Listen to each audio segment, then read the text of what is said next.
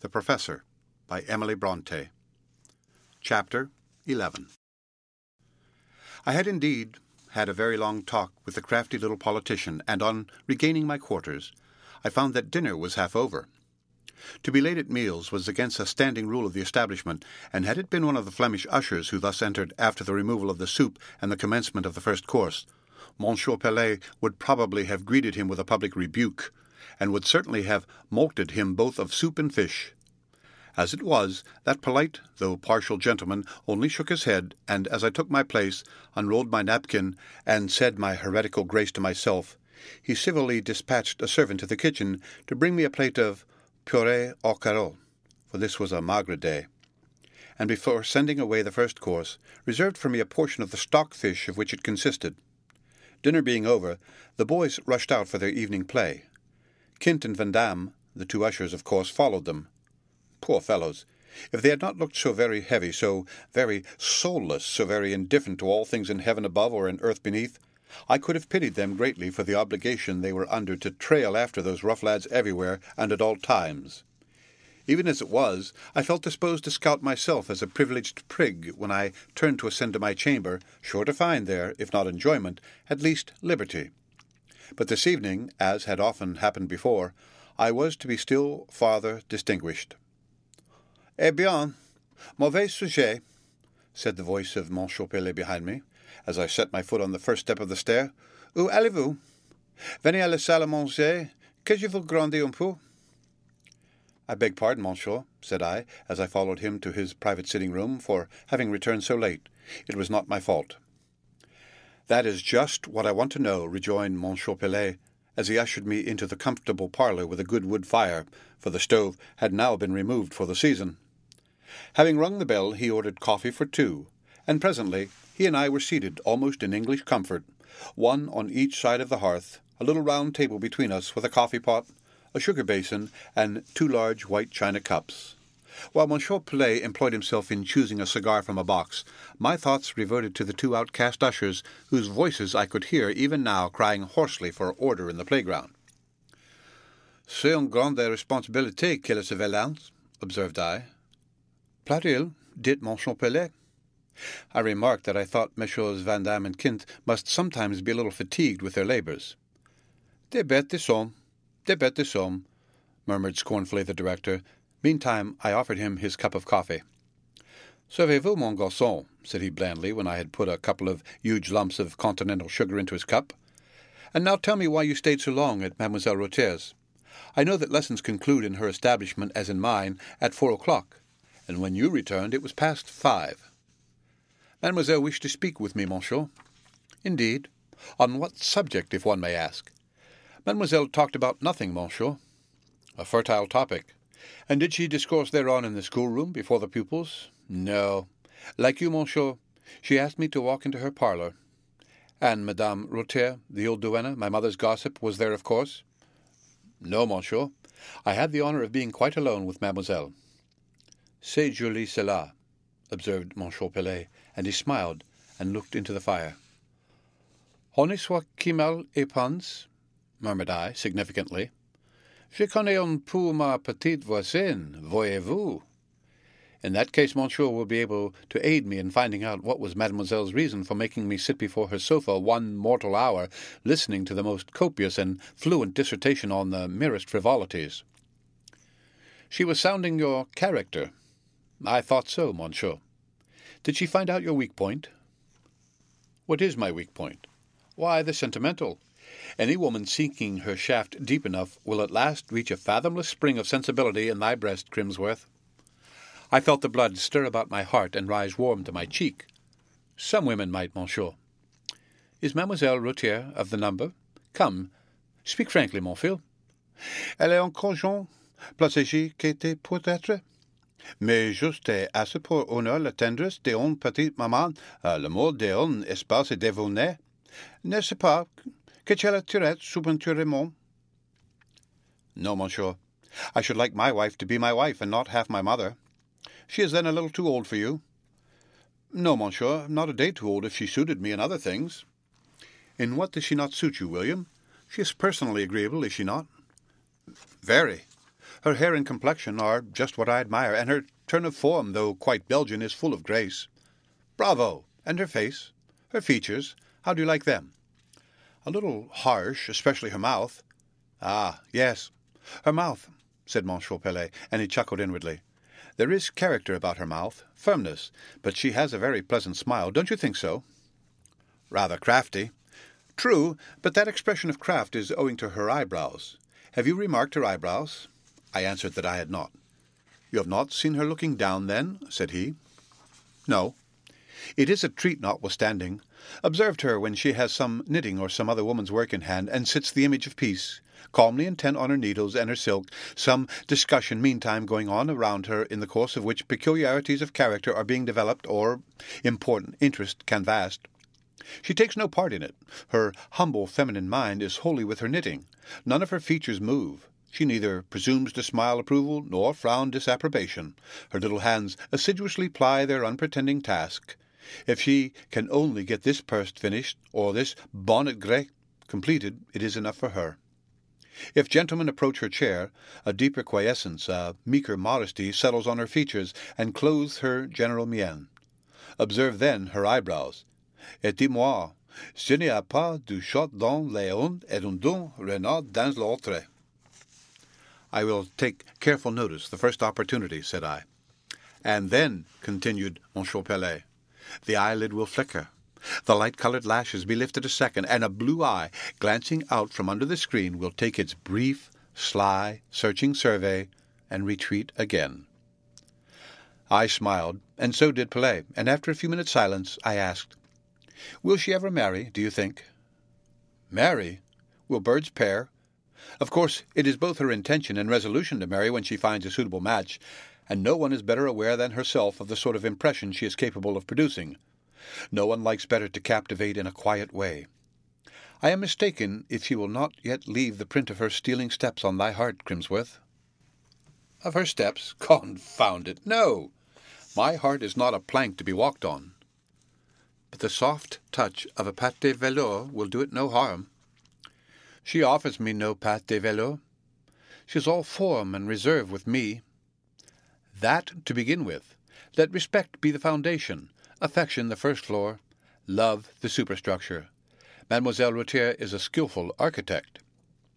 And interest, Monsieur Pelet, interest. Will not Mademoiselle consider that point? Yes, no doubt. It will be the cement between every stone. And now we have discussed the directress. What of the pupils? N'y a-t-il pas de belles études parmi ces jeunesses? Studies of character, yes, curious ones, at least I imagine, but one cannot divine much from a first interview. Ah, you affect discretion. But tell me now, were you not a little abashed before these blooming young creatures? At first, yes, but I rallied and got through with all due sang-froid. I don't believe you. It is true, notwithstanding. At first I thought them angels, but they did not leave me long under that delusion. 3 of the eldest and handsomest undertook the task of setting me right, and they managed so cleverly that in 5 minutes I knew them at least for what they were, 3 arrant coquettes. Je les connais, exclaimed Monsieur Pelet.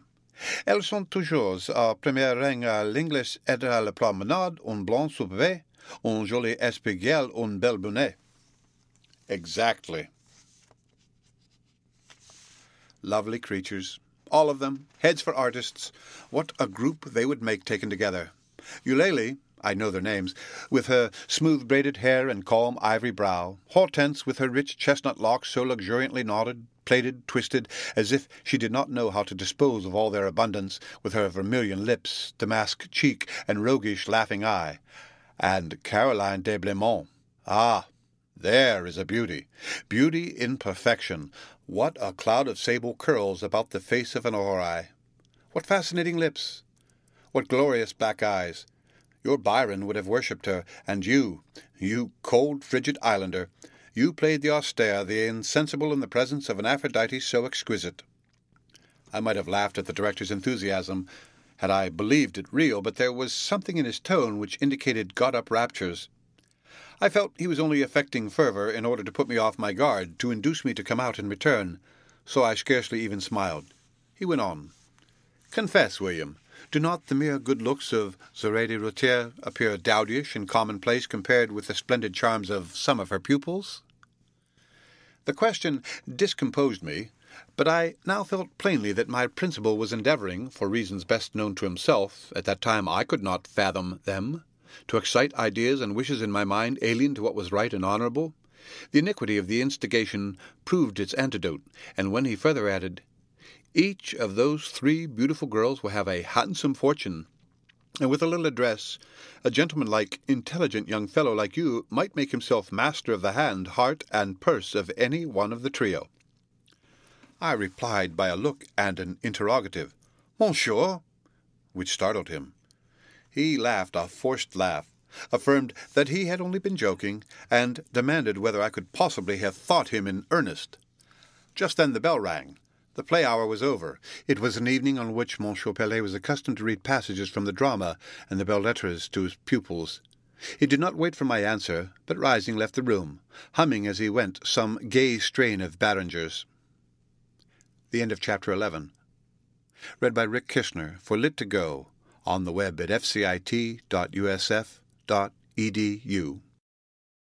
The Professor, by Charlotte Brontë. Chapter 12.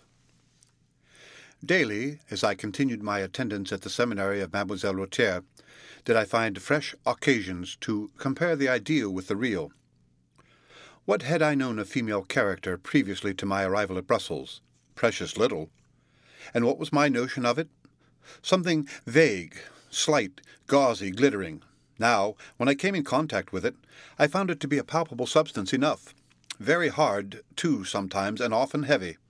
There was metal in it, both lead and iron. Let the idealists, the dreamers about earthly angel and human flowers, just look here while I open my portfolio and show them a sketch or 2 penciled after nature. I took these sketches in the second-class schoolroom of Mademoiselle Routier's establishment, where about 100 specimens of the genus Jonquille, collected together, offered a fertile variety of subject. A miscellaneous assortment they were, differing both in caste and country. As I sat on my estrade and glanced over the long range of desks, I had under my eye French, English, Belgians, Austrians, and Prussians.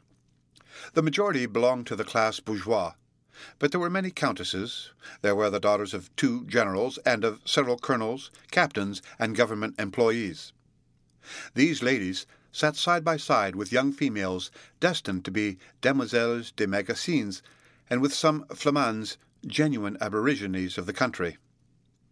In dress, all were nearly similar, and in manners there was small difference.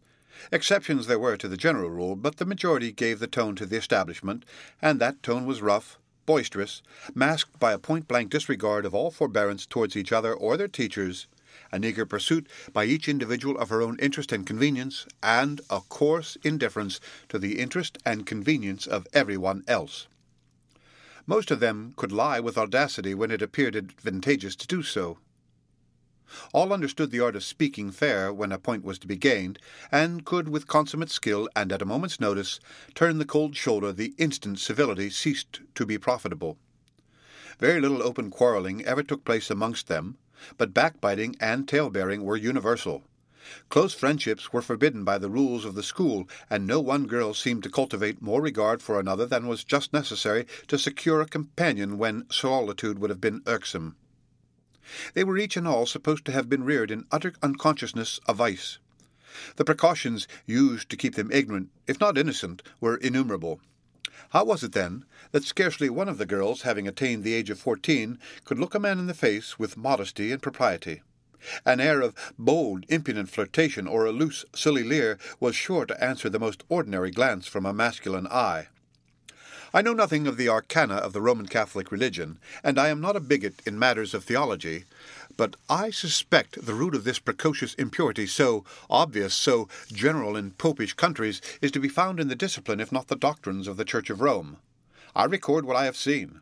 These girls belonged to what are called the respectable ranks of society. They had all been carefully brought up, yet was the mass of them mentally depraved. So much for the general view. Now for 1 or 2 selected specimens. The first picture is a full length of Aurelia Koslow, a German Fräulein, or rather a half-breed between German and Russian. She is 18 years of age, and has been sent to Brussels to finish her education. She is of middle size, stiffly made, body long, legs short, bust much developed but not completely moulded, waist disproportionately compressed by an inhumanly braced corset, dress carefully arranged, large feet tortured into small bottines, head small, hair smoothed, braided, oiled, and gummed to perfection. Very low forehead, very diminutive and vindictive grey eyes, somewhat Tartar features, rather flat nose, rather high cheekbones, yet the ensemble not positively ugly, tolerably good complexion. So much for person. As to mine, deplorably ignorant and ill-informed, incapable of writing or speaking correctly even German, her native tongue, a dunce in French, and her attempts at learning English a mere farce. Yet she has been at school 12 years. But as she invariably gets her exercises of every description done by a fellow pupil, and reads her lessons off a book concealed in her lap, it is not wonderful that her progress has been so snail-like. I do not know what Aurelia's daily habits of life are, because I have not the opportunity of observing her at all times, but from what I see of the state of her desk, books, and papers, I should say she is slovenly and even dirty. Her outward dress, as I have said, is well attended to, but in passing behind her bench I have remarked that her neck is grey for want of washing, and her hair so glossy with gum and grease is not such as one feels tempted to pass the hand over, much less to run the fingers through. Aurelia's conduct in class, at least when I am present, is something extraordinary, considered as an index of girlish innocence. The moment I enter the room, she nudges her next neighbour and indulges in a half-suppressed laugh. As I take my seat on the estrade, she fixes her eye on me. She seems resolved to attract and, if possible, monopolize my notice. To this end, she launches at me all sorts of looks, languishing, provoking, leering, laughing. As I am found quite proof against this sort of artillery, for we scorn what, unasked, is lavishly offered, she has recourse to the expedient of making noises. Sometimes she sighs, sometimes groans, sometimes utters inarticulate sounds for which language has no name. If, in walking up the schoolroom, I pass near her, she puts out her foot that it may touch mine. If I do not happen to observe the maneuver, and my boot comes in contact with her brodequin, she affects to fall into convulsions of suppressed laughter. If I notice the snare and avoid it, she expresses her mortification in sullen muttering, where I hear myself abused in bad French, pronounced with an intolerable low German accent. Not far from Mademoiselle Coslow sits another young lady by name Adèle Dronsalt. This is a Belgian, rather low of stature, in form heavy, with broad waist, short neck and limbs, good red and white complexion, features well chiselled and regular, well-cut eyes of a clear brown colour, light brown hair, good teeth, age not much above 15, but as full-grown as a stout young Englishwoman of 20. This portrait gives the idea of a somewhat dumpy but good-looking damsel, does it not? Well, when I looked along the rows of young heads, my eye generally stopped at this of Adèle's. Her gaze was ever waiting for mine, and it frequently succeeded in arresting it. She was an unnatural-looking being, so young, fresh, blooming, yet so Gorgon-like. Suspicion, sullen ill-temper were on her forehead, vicious propensities in her eye, envy and panther-like deceit about her mouth. In general, she sat very still. Her massive shape looked as if it could not bend much, nor did her large head, so broad at the base, so narrow towards the top, seem made to turn readily on her short neck. She had but two varieties of expression. The prevalent one, a forbidding, dissatisfied scowl, varied sometimes by a most pernicious and perfidious smile. She was shunned by her fellow-pupils, for, bad as many of them were, few were as bad as she. Aurelia and Adèle were in the first division of the second class. The second division was headed by a pensionnaire named Juana Triste.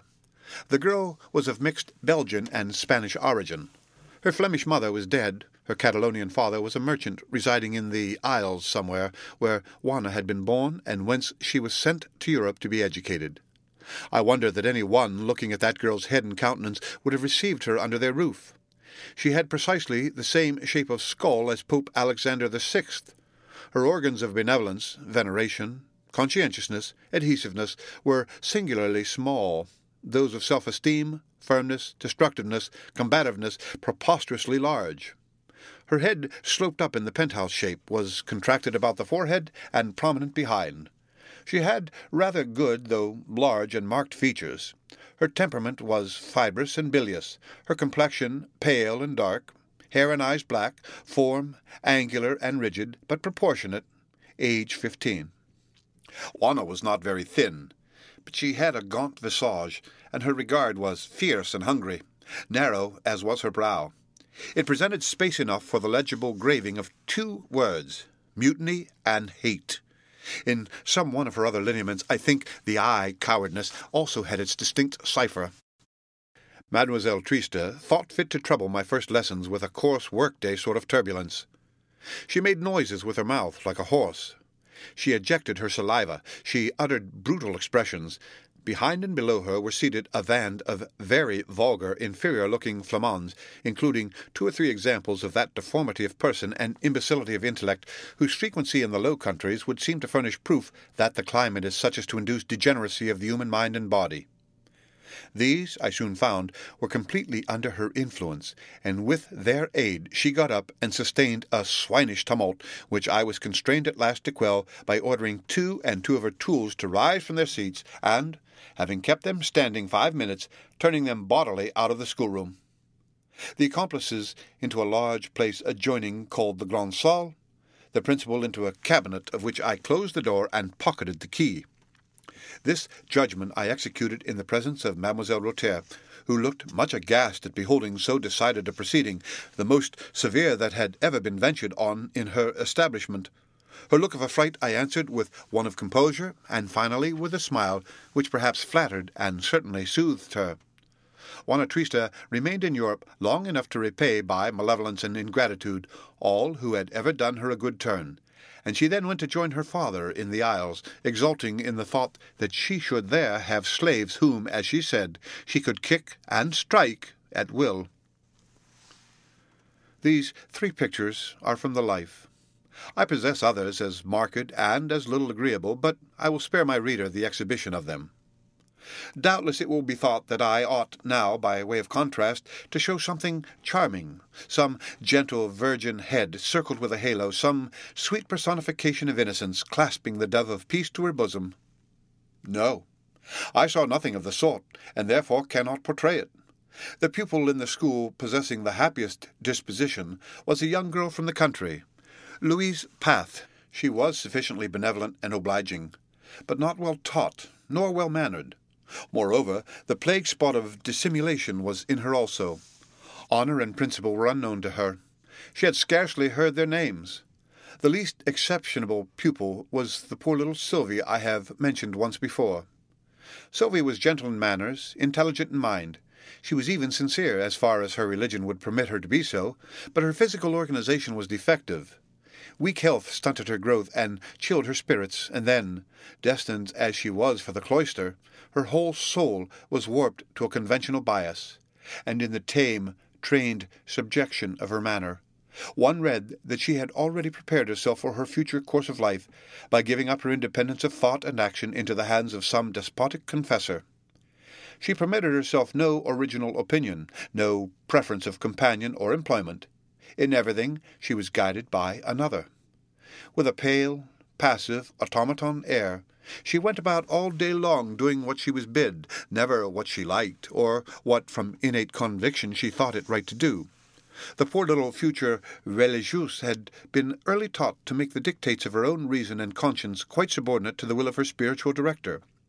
She was the model pupil of Mademoiselle Routier's establishment, pale, blighted image, where life lingered feebly, but whence the soul had been conjured by Romish wizardcraft. A few English pupils there were in this school, and these might be divided into 2 classes. First, the continental English, the daughters chiefly of broken adventurers whom debt or dishonour had driven from their own country. These poor girls had never known the advantages of settled homes, decorous example, or honest Protestant education, resident a few months now in one Catholic school, now in another, as their parents wandered from land to land, from France to Germany, from Germany to Belgium. They had picked up some scanty instruction, many bad habits, losing every notion even of the first elements of religion and morals, and acquiring an imbecile indifference to every sentiment that can elevate humanity. They were distinguishable by an habitual look of sullen dejection, the result of crushed self-respect and constant browbeating from their popish fellow-pupils who hated them as English and scorned them as heretics. The second class were British English. Of these I did not encounter half a dozen during the whole time of my attendance at the seminary.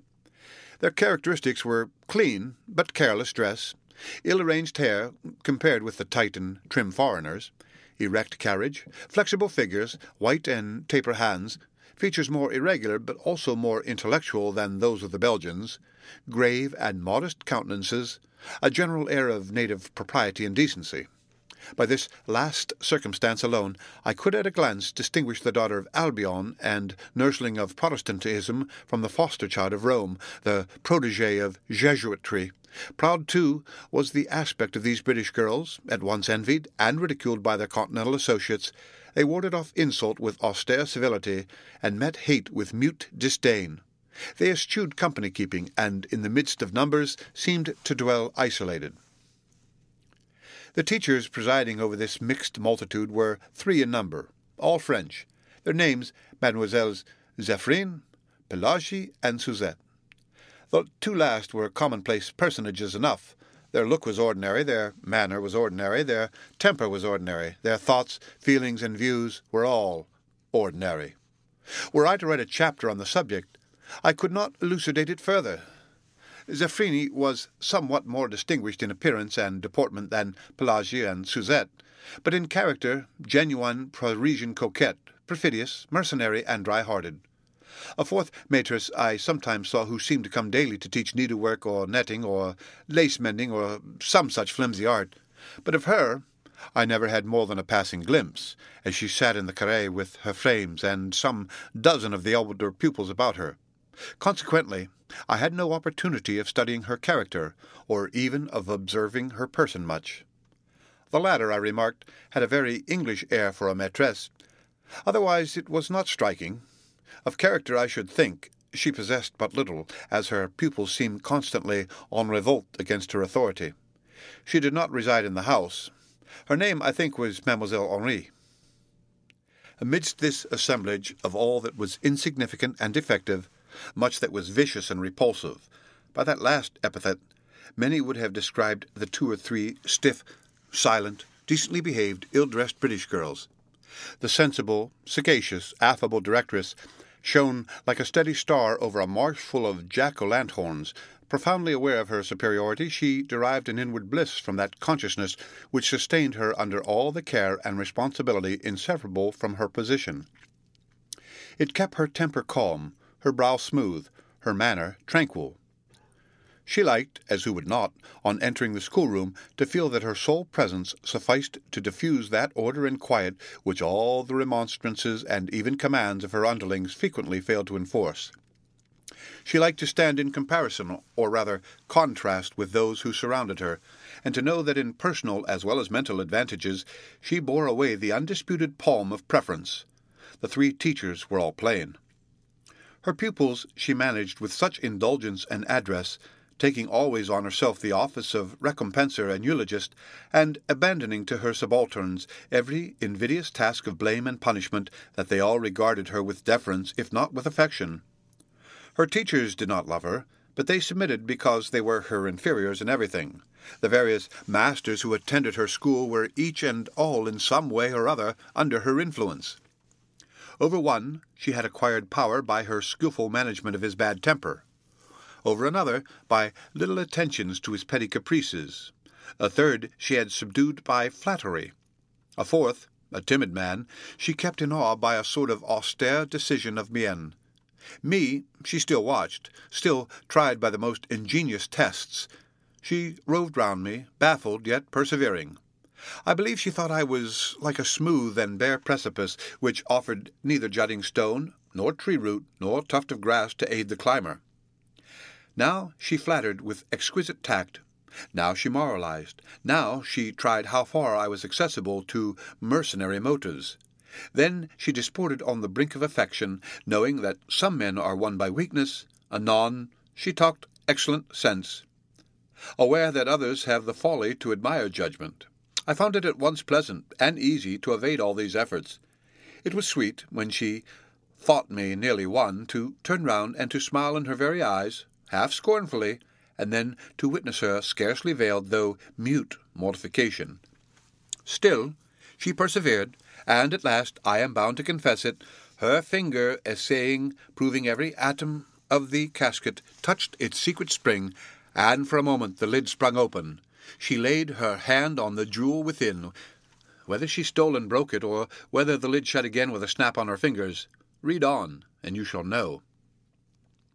It happened that I came one day to give a lesson when I was indisposed. I had a bad cold and a cough.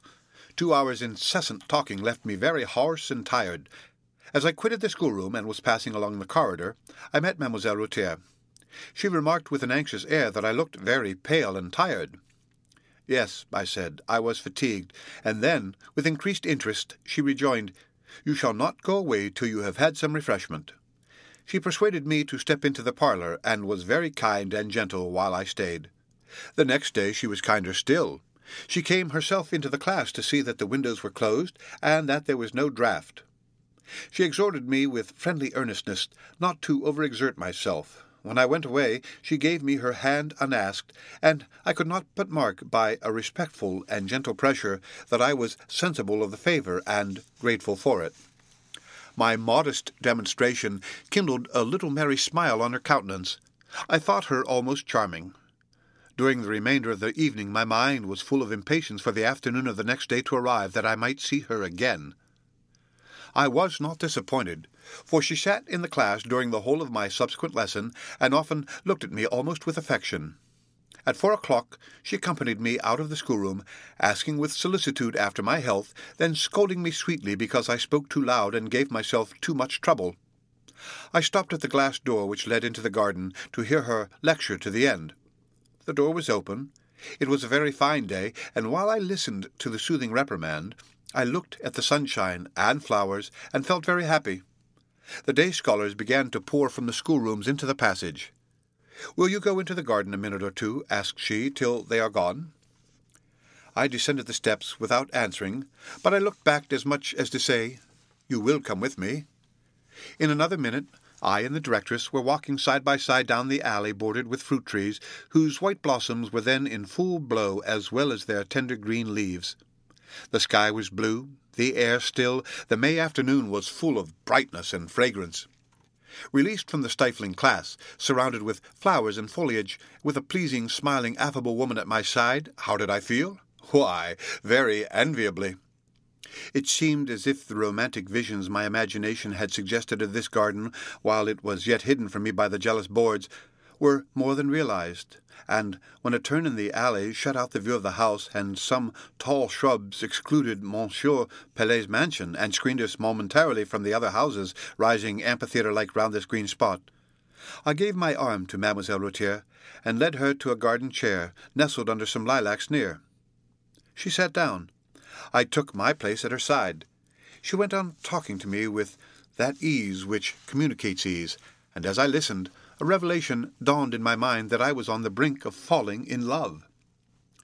The dinner bell rang both at her house and Monsieur Pelet's. We were obliged to part. I detained her a moment as she was moving away. "I want something," said I. "What?" asked Zoraide naively. "Only a flower." "Gather it, then. Or 2, or 20, if you like." "No. 1 will do, but you must gather it and give it to me." "What a caprice!" she exclaimed. But she raised herself on her tiptoes, and, plucking a beautiful branch of lilac, offered it to me with grace. I took it and went away, satisfied for the present and hopeful for the future. Certainly that May day was a lovely one, and it closed in moonlight night of summer warmth and serenity. I remember this well, for, having sat up late that evening, correcting devoirs, and feeling weary and a little oppressed with the closeness of my small room, I opened the oft-mentioned boarded window, whose boards, however, I had persuaded old Madame Pelet to have removed since I had filled the post of professor in the Pensionnat des Demoiselles, as, from that time, it was no longer inconvenient for me to overlook my own pupils at their sports. I sat down in the window-seat, rested my arm on the sill, and leaned out. Above me was the clear obscure of a cloudless sky night, Splendid moonlight subdued the tremulous sparkle of the stars. Below lay the garden, varied with silver lustre and deep shade, and all fresh with dew. A grateful perfume exhaled from the closed blossoms of the fruit trees. Not a leaf stirred. The night was breezeless. My window looked directly down upon a certain walk of Mademoiselle Rothier's garden called the Allée Défendue, so named because the pupils were forbidden to enter it on account of its proximity to the boys' school. It was here that the lilacs and laburnums grew especially thick. This was the most sheltered nook in the enclosure. Its shrubs screened the garden chair where that afternoon I had sat with the young directress. I need not say that my thoughts were chiefly with her as I leaned from the lattice and let my eye roam, now over the walks and borders of the garden, now along the many-windowed front of the house, which rose white beyond the masses of foliage.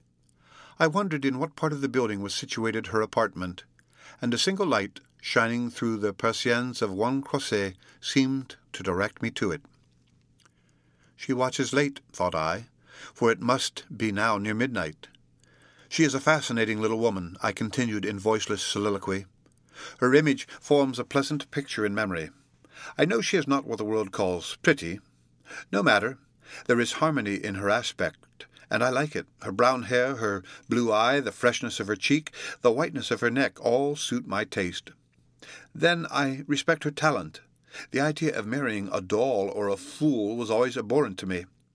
I know that a pretty doll, a fair fool, might do well enough for the honeymoon, but when passion cooled, how dreadful to find a lump of wax and wood laid in my bosom, a half-idiot clasped in my arms, and to remember that I had made of this my equal, nay, my idol, to know that I must pass the rest of my dreary life with a creature incapable of understanding what I said, of appreciating what I thought, or of sympathizing with what I felt. Now, Zoe de Routier, thought I, has tact, character, judgment, discretion. Has she heart? What a good, simple little smile played about her lips when she gave me the branch of lilacs. I have thought her crafty, dissembling, interested sometimes, it is true, but may not much that looks like cunning and dissimulation in her conduct be only the efforts made by a bland temper to traverse quietly perplexing difficulties? And as to interest, she wishes to make her way in the world, no doubt, and who can blame her? Even if she be truly deficient in sound principle, is it not rather her misfortune than her fault? She has been brought up a Catholic. Had she been born an Englishwoman and reared a Protestant, might she not have added straight integrity to all her other excellences? Supposing she were to marry an English and Protestant husband, would she not, rational, sensible as she is, quickly acknowledge the superiority of right over expediency, honesty over policy? It would be worth a man's while to try the experiment. Tomorrow I will renew my observations. She knows that I watch her. How calm she is under scrutiny! It seems rather to gratify than annoy her. Here a strain of music stole in upon my monologue, and suspended it. It was a bugle, very skilfully played in the neighbourhood of the park, I thought, or on the Place Royale. So sweet were the tones, so subduing their effect at that hour, in the midst of silence and under the quiet rain of moonlight, I ceased to think that I might listen more intently. The strain retreated, its sound waxed fainter, and was soon gone. My ear prepared to repose on the absolute hush of midnight once more. No. What murmur was that which, low and yet near, and approaching nearer, frustrated the expectation of total silence? It was someone conversing. Yes, evidently an audible, though subdued voice spoke in the garden immediately below me. Another answered. The first voice was that of a man, the second that of a woman, and a man and a woman I saw coming slowly down the alley. Their forms were at first in shade. I could but discern a dusk outline of each, but a ray of moonlight met them at the termination of the walk, when they were under my very nose, and revealed very plainly, very unequivocally, Mademoiselle Routier, arm in arm, or hand in hand, I forget which, with my principal, confidant, and counsellor, Monsieur François Pelet. And Monsieur Pelet was saying, "À quand donc le jour des noces, mon bien-ami?" And Mademoiselle Routier answered, "Mais François, tu sais bien qu'il me serait impossible de me marier avant les vacances." June, July, August, a whole quarter? Exclaimed the director. How can I wait so long? I, who am ready even now to expire at your feet with impatience. Ah, if you die, the whole affair will be settled without any trouble about notaries and contracts. I shall only have to order a slight mourning dress, which will be much sooner prepared than the nuptial trousseau. Cruel Zoraide! You laugh at the distress of one who loves you so devotedly as I do. My torment is your sport. You scruple not to stretch my soul on the rack of jealousy, for, deny it as you will, I am certain you have cast encouraging glances on that schoolboy Crimsworth. He has presumed to fall in love, which he dared not have done unless you had given him room to hope. What do you say, Francois? Do you say Crimsworth is in love with me? Over head and ears. Has he told you so? No, but I see it in his face. He blushes whenever your name is mentioned. A little laugh of exulting coquetry announced Mademoiselle Routier's gratification at this piece of intelligence, which was a lie, by the by. I had never been so far gone as that after all. Monsieur Pelet proceeded to ask what she intended to do with me, intimating pretty plainly, and not very gallantly, that it was nonsense for her to think of taking such a blanc-bec as a husband, since she must be at least 10 years older than I. Was she then 32? I should not have thought it. I heard her disclaim any intentions on the subject. The director, however, still pressed her to give a definite answer. "Francois," said she, "you are jealous." And still she laughed.